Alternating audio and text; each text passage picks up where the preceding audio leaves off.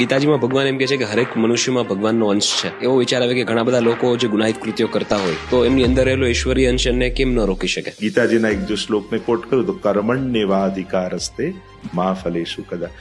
કર્મમાં તું સ્વતંત્ર છું, ફળમાં નહીં.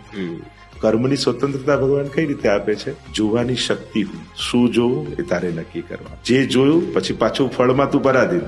બોલવાની શક્તિ હું, શું બોલવું એ તારે નક્કી કરવાનું. ચાલવાની શક્તિ હું, ચાલીને ક્યાં જવું એ તારે નક્કી કરવાનું. એટલે બધું ભગવાન કરાવે નો અર્થ કારમાં એન્જિનની જેમ ભગવાન છે, પણ સ્ટેરિંગ માણસના હાથમાં છે. અને જયારે રોજ ઘરેથી બહાર નીકળો ત્યારે તમારા ઘરના આંગણામાં ઘણી કાર ઉભી હોય.